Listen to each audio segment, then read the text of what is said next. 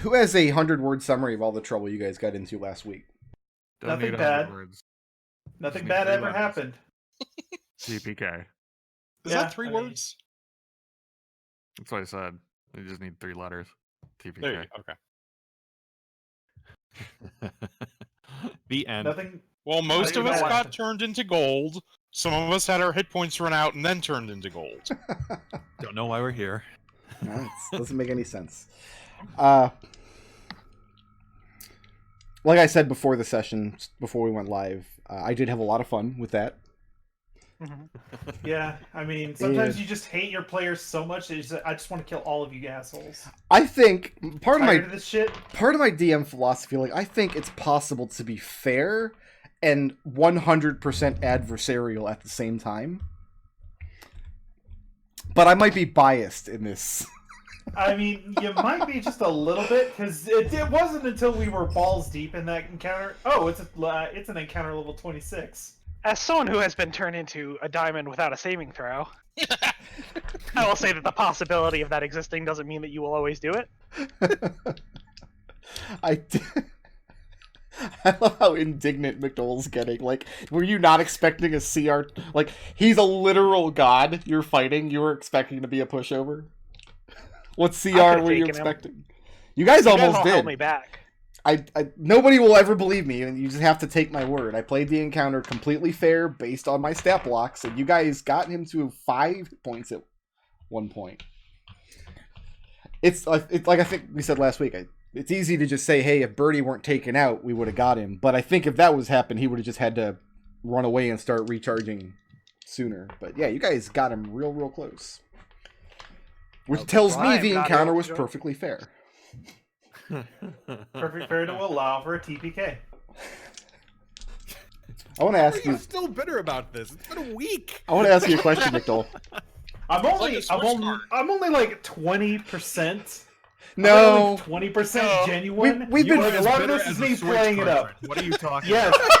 last week, yes, I was bitter.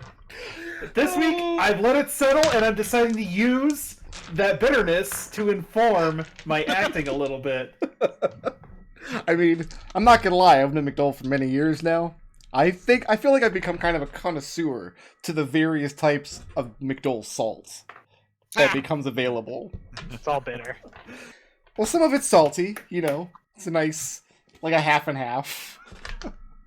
I want to ask McDohl a question though, because have you ever run a D&D game where you designed an encounter, ran it completely fairly, you didn't fudge anything, and then there was a TPK? Like, have you ever been in the DM seat for that?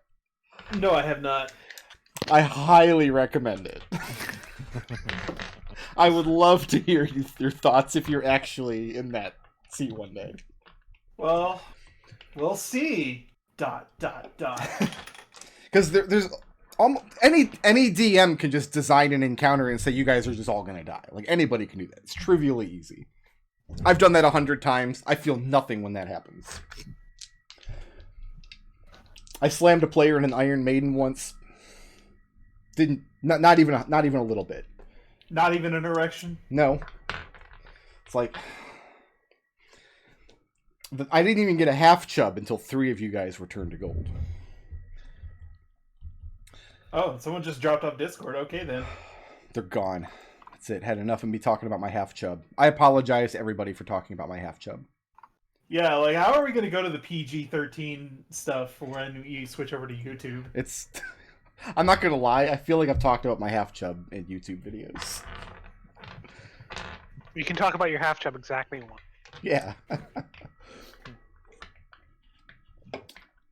Who dropped off of Discord? Destil. Oh, okay. He's not the one I wanted to start with this week anyway. I'm trying to get into tabletop. Oh, there it goes. I was having some real problems, so I restarted Steam. My favorite thing about the encounter last week was how I just got to watch the entire thing. Like, it was like a very slow moving train wreck. So, I have different players react to that in different ways. And I was a little nervous about how you were going to react, because you're still a new player to me. at my table, so I have no idea. It wasn't going to change my behavior. You get knocked out early in the encounter. That just happens sometimes. The risk of that happening has to be a part of the game for it to feel meaningful to me. But I've had players that, like, especially in like a meat space game, you can just look over there and they're on the couch and they're just seething, and you can just tell that it's melting down through the chair. And then I've had other players who would just sit there with a grin on their face, like watching it, like, you all are screwed and none of this is my fault. I mean, that's not the first time I've been knocked out early. We got that out of the way pretty early on in the game when we decided to kill all the orcs. So. I've also been both of those players. I've been the guy sitting there seething, and I've been the guy sitting there just watching it all happen. I mean, my reaction depends on the DM. Notice. Like with you, it's just like, yeah, this is the thing Brick does. Alright. I But if channel it's my a DM annoyance into creating a more annoying next character. I mean, that's fair. I've If the always DM has put me in an unwinnable situation, then I seethe. one thing that I'm terrified about doing as a DM, and like writing characters and things, because you got to write a million NPCs and you never know which ones are going to be good. And I always try to avoid writing like the DM PC character, because we had a guy who ran games for us years ago. What he would do is he would buy whatever the new World of Darkness novel was and like pick a character out of the book and put them in the game, and they're the most important character in the game. I got killed by one of those characters once with like his attack roll on his dice pool was like 30 dice, and I'm like, come on. Shot me in the head. Kind of character. So That's a real weird way to make a Mary Sue, yeah. I mean, I do that whenever I start a game with a new group of players. I do that. I make a DM central character, but I do that so that no one in the group either becomes a leader or feels like they have to be the leader, unless that happens naturally, in which case that character becomes tangential. But it always becomes tangential anyway. the compromise, The heroes of the players, the heroes of my campaigns. I think tangential is what you have to do with a character like that. Because the compromise that I came up with was, okay, I'm gonna have a DMPC. I did this with Fred. Yep. But Fred will never make an important decision. And if anybody ever asks him for input on his important decision, he's gonna give a flippant BS non-answer. He's gonna go on all the adventures, but he's never gonna have anything insightful or important to actually say. You say that for the sequel campaign. All right, so Birdie, what I've done here is I've made level 0 stat blocks for each of you, You have. Oh, and I'm no, looking I for don't know. Birdie's here. There it is. So what you have is a stat block here that represents what your character is capable of before reaching level 1. And the question is, how did you all reach level 1 and come together and decide you wanted to save the world? Which I do want to remind everybody, at the beginning of the campaign, I asked, what is your long-term goal as a group? And all 5 of you agreed, we're going to save the world. I disagree that was our wording of it. I don't disagree that was the wording at all. Adrex, would you like to remind us what your blog is called? Adrex's Awesome Chronicle of World Saving. I mean, he's the only one who's been keeping a written record, so I guess that's fine. those... There's a video record. Here's the problem, though, is it's an oral history versus the written history. There's literally a YouTube video. We can go back, and I watched that session 0 fairly recently, and I don't remember saving the world being on the list. I mean, Unification of the North, I think, is what we were more along the lines of. No, I remember we want to make the world a better place being one of our very big goals. And then half of us said yes, and we can do that by taking over the world. Maybe that's just Raazu's idea of making the world a better place. Right. Once I United unite, under her boot heel, yeah, exactly. You have to. lost Nodal too. Shit. You are going to have to Wow. forgive McDohl. He did just buy that Beator book, so he's probably feeling a little more lawful evil than usual. A little bit, yeah. And I think that's appropriate given where Raazu came from. Lawful evil, and particularly that setting of Beator with devils and like the Machiavellian like intrigues going on. It's intoxicating to read about that and just getting ideas to put in a game. Yeah, Yeah, it is. yeah. I mean- Have you read it? Have you read Machiavelli in general? No, I just know I the have word not. because I play Portal. Like, Machiavelli is a hilarious political author. Let me put it that way. Because But right- have you? Well, Okay, never mind. go ahead. No. But have you looked at Descent to Avernus, Brick Road? No, because like I have all of the Planescape material still. Mm, I'm not really in the market for another D&D adventure book right now. mm. Well, I will Hey, does say. this thing work? Hi, Yes, Destil. Yes, Welcome sir. back. Okay. I will say that you do have access to it via D&D Beyond. You can at least take a look at snippets of it. I might do that if I could log into D&D Beyond. It didn't work. Since you're in the campaign, since your alternate account is in the campaign, you should be able to. Oh, am I good? All right, I have to talk loud. Nope. Hello, you're fine, Destil. Yeah, we can oh. hear you. I got taken out by Windows. Oh no. The I'm talking indicator apparently doesn't work on iPad. Okay. No, we can hear you though. No, right. I don't realize if I'm talking or not. So Nodal, that's your fault for installing Microsoft Assassinate. The last time this blue screened was while I was playing this game before. I think Tabletop might be trying to kill me. yeah, tabletop is definitely trying to kill you. Now, I want to take just not more than 5 minutes if possible. Does anybody have any problem with these level 0 stat blocks? Like anything that should be there that isn't, or that's on there that shouldn't be? Give me 1 No. minute to actually get in. I Yes. think Razu's pretty dead on. Why am I on red? How did that happen? The idea here is everybody has a +2 stat and 2 +1 stats. Yeah, no, mine makes sense. Okay, Yeah, I look fine. I don't have any issues with this. excellent.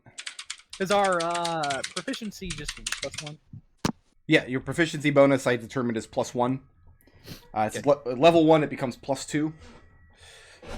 One way that we characterize like your actual stats that we've done in my Saturday game when we started as level 0 characters was like we all started with just a commoner stat block. Because even though some of us were stronger or smarter, we didn't have a good understanding of how to actually levy those advantages yet. And then at level 1, you begin, oh, this +5 strength bonus is actually... So I didn't worry too much about what your guys' like actual stats were. I just gave everybody +2 and 2 +1s. Yeah, that's fine. Okay. All right, Birdie. Mhm. You had a very bad day. Because while you were skulking around in the wilderness for whatever reason, you were captured by 2 grotesquely deformed halflings, extraordinarily ugly, with great colored splotches on their skin.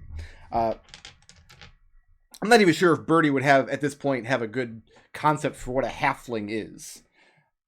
But they have growths on their body and patches of hair where there shouldn't be. And they captured you. They clapped you in irons. They're riding on mastiffs. They're riding on war dogs. They found you in their territory. And they think that you are one of the Ten Salts kobolds from the mountains high up in the north. And they're admonishing you for skulking around in their territory, and the plan is to drag you back to their quaint little village of lesser hedgehog pastures. Find out whether you're here to scout out for like an invasion, for the kobolds to come down from the mountains. They have noted, however, that you are a much different coloration than the Ten Salts kobolds that they've seen in the past. Whereas they are mottled with oranges and pinks, you are more browns and blacks, yes? Yeah, we'll go with that. I mean, your sire is a black dragon from some southern swamp somewhere. Right. More brown than black. When they bring you into the village is partially flooded. It does sit in this low-lying valley, but the rivers are far away. They're not on a river. They're not near to a lake. The lake sits up high at the apex of the mountains and drains down away from where the village proper sits. And you can tell that the village has been partially flooded. What they've actually done is they've taken great pains to stomp down all of these wooden planks throughout like the major walkways of the village down into the sodden soil. A couple of trees poking up around in the area. Everybody's garden is kaput, and the whole village is kind of on edge right now.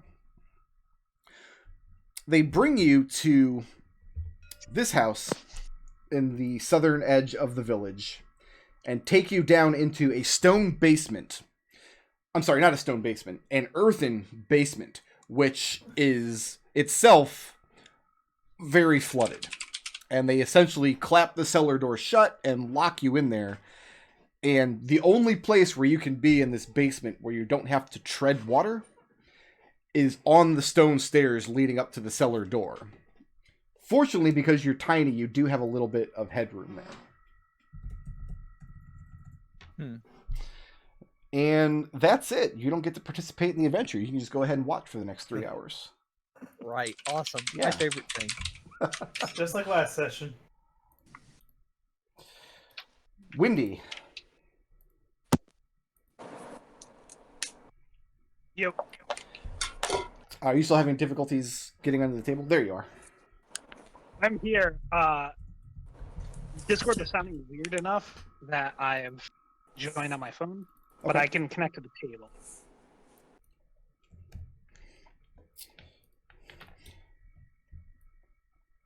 You are starting this pilgrimage, leaving out from your monastery to go out into the world, bright-eyed and bushy plumaged. And this village is known to you because you live in the area. As far as you know, it's a Southling village. Southling exiles were sent here many generations ago because they look monstrous. They have great physical deformities. Sometimes it does hamper their ability to work and to fight, but for the most part, they have kind of organized this little village, which they keep well maintained and well protected by a group of mastiff riding fighters with slings, short bows, and polearms. And this just happens to be one of the first villages that are in the foothills, south of the mountains as you're coming down. Do you have any other pressing reason why you would want to visit this village? Mostly just because they are Southlings, and I haven't really had much of an experience with Southlings in the past. Mm-hmm. The only thing that I know about them is from just like story of the like older monks who have gone on their pilgrimage and come back, and it sounds like mostly working with them is fine in general, except for the fact that they tend to think that they have a monopoly on being good and good behavior. They do seem to be more or less cheerful folk. Probably your exposure would have been some of the music and songs might have found their way back to the monastery from prior acolytes who have gone out on this pilgrimage. This day, though, as you're swirling down from on high, breaking the tree line, you see a small group of these mastiff riding fighters, and you watch as they're dragging, clapped in irons and dragging on a rope, this kobold, this just miserable, squirrely, pitiful-looking creature that you're sure will never amount to anything. And you just watch as they drag him into town and disappear into this large building in the south of the village. Do I recognize the people at all? Have I been into this village before? I'm going to assume to this point you've never left your monastery before. This is Okay, very got early in your pilgrimage. All right. Then I'm not super sure what's going on. I'm going to try to get a better feel for it. I'd probably just head into town. Okay. As you land near the village, it becomes kind of a spectacle. They keep kind of outside of the perimeter of this map. There's no walls to this village, but they do keep wooden watchtowers that are higher than the surrounding tree line. So there's really no way to come down into the village in broad daylight without being spotted. And as they do, you hear one of them call down, and a gaggle of these villagers, especially younger folk, people that don't have to work the fields or work their trades during the day, kind of meet you wherever you land. Where do you touch down at? Where do you come down? Let's say, well, just lost tabletop again. Let's say like right to the north of the village, like kind of there. This is happening in the square, probably like right outside of that. I don't want to be like dropping down on these people. Okay. But I want to be able to see it. So at the moment, as you come down, you want to come down near to the village square, but you don't want to come down right on top of the people. But the problem is, there doesn't seem to be any really nice place to land. If there is a village square, it's flooded out right now. So you end up having to land kind of at the north edge of the village. What they've done is they have these wooden planks laid out, because otherwise they would have great difficulty walking through just the muck and mud of their sodden village.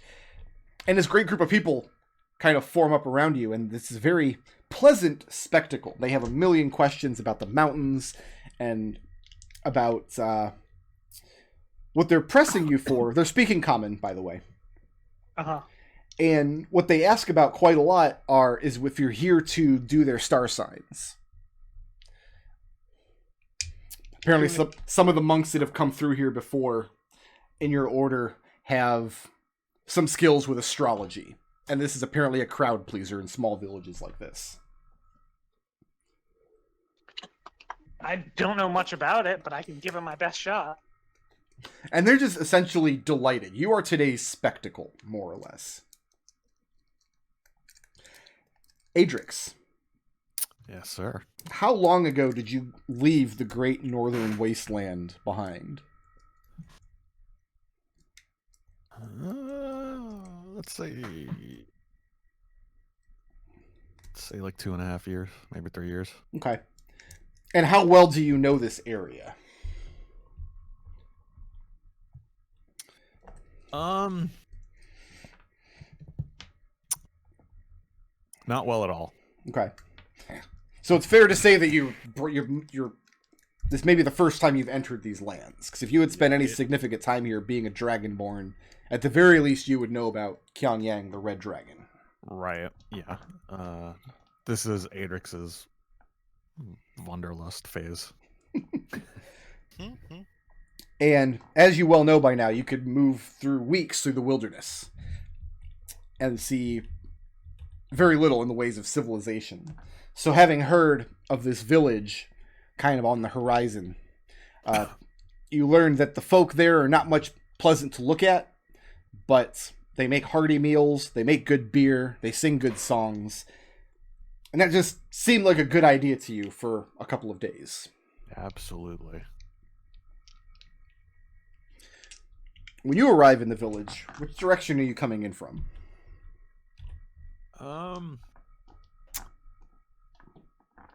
Go with the west. Okay. When you come into the village, the men up in the watchtower gaze down at you, and what you had heard was not a lie. They are ugly as sin. Short little squat people, maybe 3, the tallest of them maybe 4 feet tall. Chubby, bulky, and wearing, the ones in the watchtower at least, wearing armor. They're wearing padded leather, they have pole arms. As they see you approach, you see one of them reach back to a quiver to touch his arrows, but when he sees that you don't seem to pose any threat, he doesn't fire. They kind of just wave you in. But you're not greeted by anybody as you come up to the boundary of the city. There seems to be some kind of spectacle going on deeper in on the northern edge. Red. Mm-hmm. How long ago did you abandon your Yuan-ti civilization? I think the on foot travel time to get to Lesser Hodgepog pastures looked like it's about a month or two on the map. Is that right? A month or two for seasoned adventurers who are level 5 and 6 and don't have to worry about raiding orcs and monsters and things. Oh yeah, I also have Adrex around to feed me, so probably more like 3 months. So you just broke away from them. Yeah. Okay. Yeah, no, their red hasn't really done much aside from run from the Yuan-ti since. So the last few weeks for you have been paranoia, because you had a few nights where you think, okay, I've lost the slavers that are chasing me down. I've gotten clear of them. I don't have to worry about this anymore. Now I just need to fend for myself on the wilderness. But the past week or so, you're trekking overland through forests and plains and over low-lying hills, crossing the odd stream here and there, but it's not much in the way of large lakes. You're really far away from the ocean. And you've noticed bizarre snakes here and there. Semi-aquatic snakes. And the reason this makes you paranoid is because there's nowhere for these snakes to live around here. There's no lakes. There's no large bodies of water. You're trying to keep away from the rivers. It hasn't even been raining that much lately.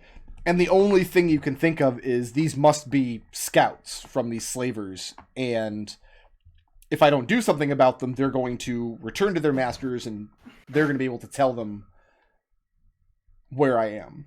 So I guess my question is, what are you doing about these snakes that you've been noticing? Well, when I animal friendship them, do I get anything more useful than that?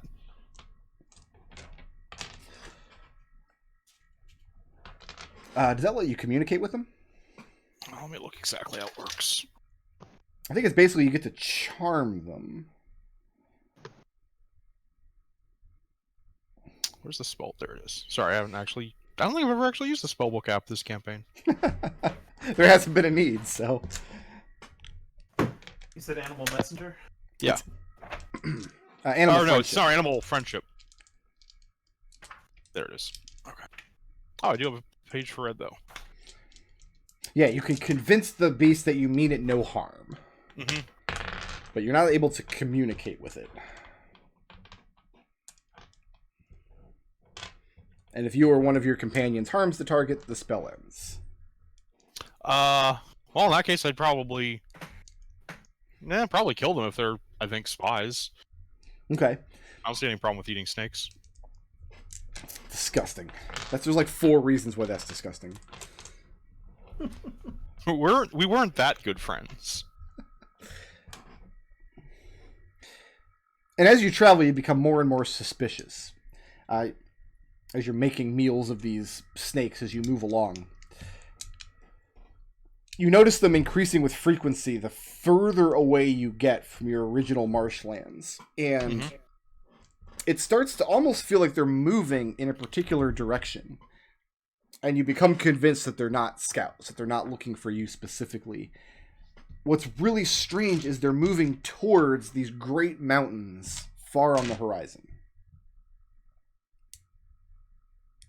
Might be worth investigating. And as you do so, you come across the same watchtowers that Adrex passed. And this small village. Apparently it has been raining very frequently in this area because as you're moving, your boots keep getting stuck in the very thick black mud here. And where is Red entering the village from? Let's go ahead and put Red over here. Raazu. Oh, wait. Hey. Other Red. How long has it been since you forsake the Black Wolf Squadron? I think the better question would be, how long has it been since she's back across the wall? Because she gave them up pretty much right after she was captured. Okay. Do you have an answer to that question? South of the wall. I would have to say probably about same as Red, probably about 3 or 4 months. dodging hobgoblin patrols, making her way north. Now, you definitely know the lands. And more to the point, you would definitely know that this village is here and who inhabits it. This is prime raiding territory for various goblinoid tribes. This particular village and its sister village, Greater Hedgehog Pastures, are known to not be particularly viable targets because the denizens there, the villagers, can put up a pretty good fight. Yep. So small raiding parties, it's not a good idea because the resistance is too great, and large raiding parties is also not a good idea because there's just not much there to take. Sometimes in times of great famine, they will still do this because the halflings have a supernatural ability to coax lots of food out of the ground and out of their livestock. So the direct question is, why is Raazu making for this village? Why does she want to come here after escaping north back through the wall? Her plan is to keep heading north until she can find a place where she can basically vanish into the crowd. She doesn't want to have anything to do with hobgoblin people or anything like that. She's very much a drifter. Okay, so this is just like a way station for her? Yeah. Okay. As you approach the village, you see the same watchtowers, and a couple of outriders come out to meet you. Two of these halfling men riding their war dogs. Not for nothing, but there's a whole subclass devoted to exactly this kind of character. Halfling fighter on a war dog. Come on, that's a great idea for a character. I mean, not wrong. And one of them hops off the mastiff, and you see him kind of craning his neck. This giant goiter attached above his shoulder there, looking behind you. And you see he's a little puzzled as you're the one and only hobgoblin approaching their village. This is clearly something that is very strange indeed, especially in these lands where hobgoblin raiders are very common. But the second one hefts down a sack from the back of his war dog, hands down to the first one. He walks up, looks up at your face. You see this puzzled look. This, all alone today, Chief. I'll look a little confused at that and then say, I'm just passing through. He nods, and he holds the sack out and drops it at your feet. He says, well, of course we'll not be wanting any trouble. You'll find all sorts of good things in that sack. There's some good taters, tobacco, a keg of ale, if it please you. Raazu nods, picks up the sack. And it's heavy, but this is not the kind of tribute that you would expect a village like this to pay to potential raiders. And when he sees the look on your face, he says, and my many apologies, but it's a very dim spring around here. The rains have hit us hard, and many of our crops failed. The livestock died.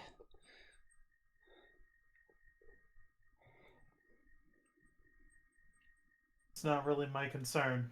I'm not here to extort you lot. And there's like a peal of nervous laughter from him. And he says that, begging your pardon, but me and mine aren't worried about extortion.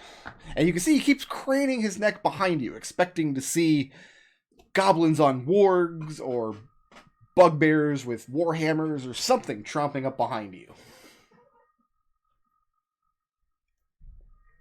Raazu shifts the scarf and the scarf that's covering her neck. It displays the burn mark on her neck, and she says, I've turned my back on my people. And he shrugs and says, well, that being the case, but you still took our taters quickly enough, didn't you? And with that, he swings back over onto his mastiff. He tells you that if you are really alone, that there are there's a warm hearth and good beer in the village, providing you're not, again, begging your pardon, but the likes of you, hoping you wouldn't overstay your welcome. And he says if there really is a band behind you. Clap me in irons and lop my head off then. And you're armed at this point with a halberd. Yep. And some javelins. Mm-hmm.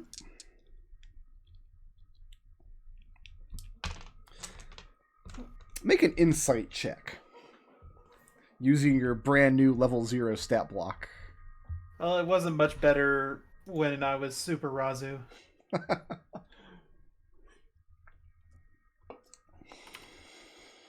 Push the right button, please. 15 plus. Yeah, 15. You could tell that he's weighing the option of whether or not to disarm you before you come into the village. Because you're carrying this wicked halberd. And it doesn't look like he or... Like, there's got to be more fighters in the actual town. There would not be that big of a deal to bring you down if you were to bring violence. But at the same time, he's not really sure how to measure just the success of him and his one other companion against you on the road at this moment. So he's kind of weighing this in his head. Should he ask you to disarm or trust that you're not going to do anything when you get into the village? Am I free to seek lodging in your town for the night? Raazu asks point blank. He nods and says you might find the costs slightly higher than normal. Again, it was a poor spring. It's fine. I got a good strong back. I can work for my meal. And at that, he and his companions spur their mastiffs back up to the north in the village. And that is where Raazu approaches. Raazu, as you're coming in from the south, you see the spectacle of two of these other little halfling, these little deformed halfling soldiers, not riding their dogs in the city, and they're footing very unsure on these wooden planks they've had to push down into the muck. And you see them drag this kobold into this building here. What did he do? Is there anybody nearby? No, you're not close enough to have a conversation with him yet.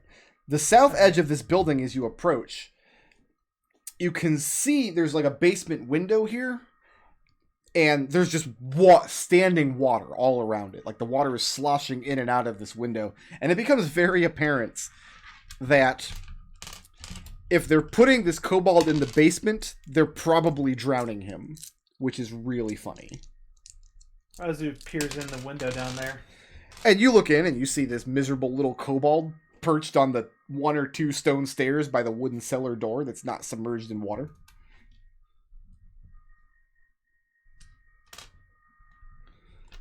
Raazu shrugs, keeps walking. Adrex. Mm-hmm. As you come into the village proper, a fellow traveler joins you on the road, coming into town.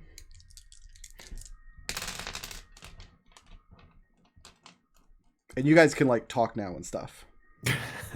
I don't want to see any stuff. It's a PG-13 screen. Oh, did you come here for the food and beer too? Red kind of composes himself for a second. Yes. Is this where it is? And that's Adrex's response, kind of a little chuckle. Hope it lives up to the hype. Man, I've been thinking about it for a good week. And where did you first hear about it?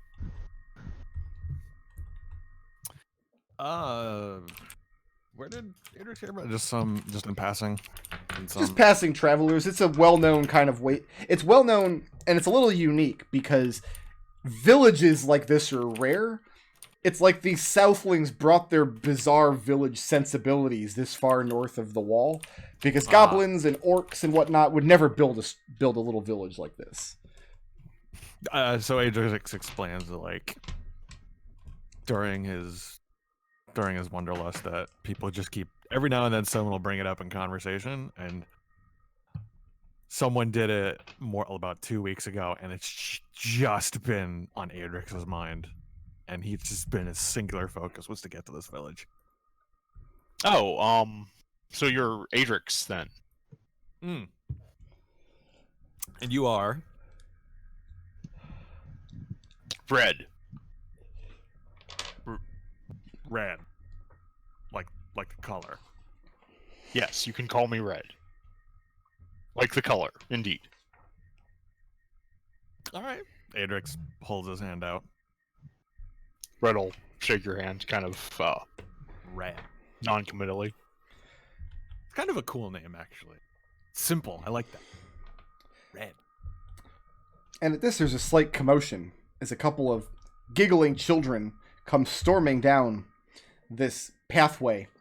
And when they see you, their faces brighten up, and one of them hollers out and says, come quick, one of the bird folk is doing star signs. I don't know what that means.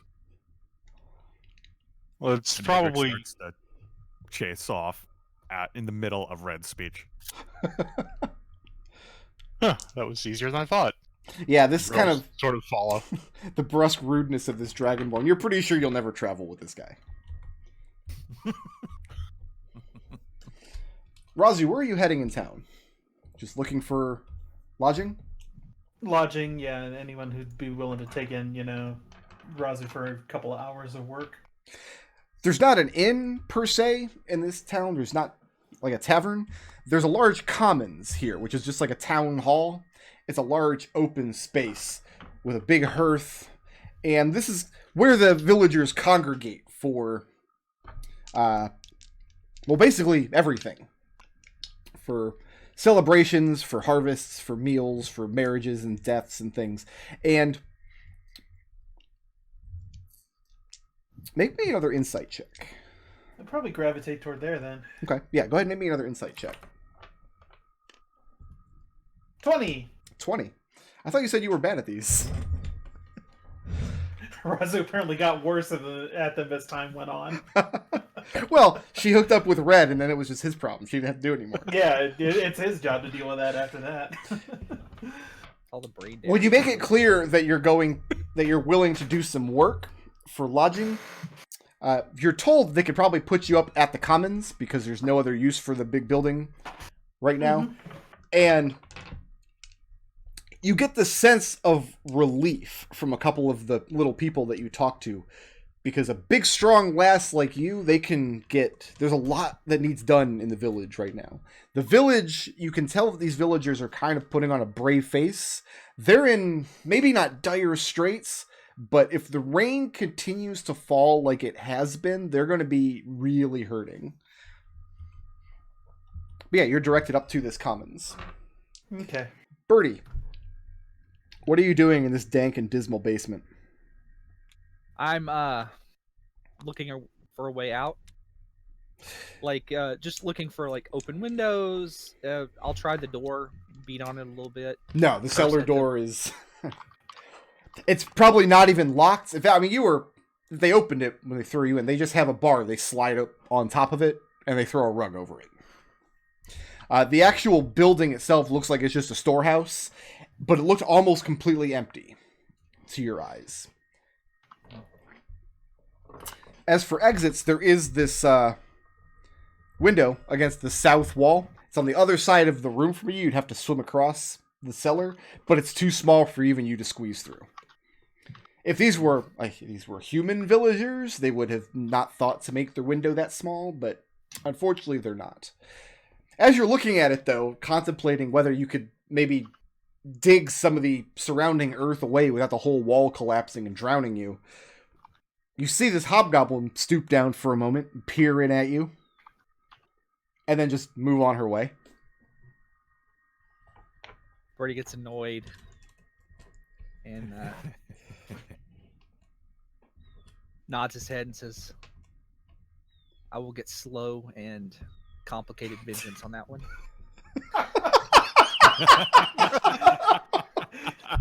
And turns around and starts beating on the cellar door, yelling to let them. Hey, let me out! Okay. Do you do this until you get tired and hoarse? I don't know, probably for just a few minutes, and I'd get bored. Okay. Wendy. Mhm. No amount of you saying you don't know much about star signs is able to assuage especially the younger villagers here, from your ability to do them. In the minds of these people, the bird folk do these star signs for them. That's just what they believe.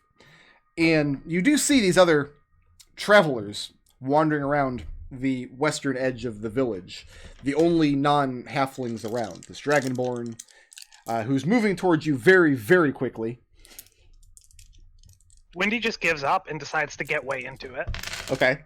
So you're just faking it? Oh yeah, she's just like, gather around, because the stars are a map illuminated by the gods. But as with any map, the path you take to your destination depends on your beginning. Come, tell me of your questions and your troubles. She's just cold reading them. Did you write Trying that to figure while out what their problems are and telling them that the stars are saying they should do what Wendy thinks they should do. You wrote that while I was running the other players, did you? Oh, buddy, I can't say anything without writing it down. You think I'm not writing this down right now? Make a deception check.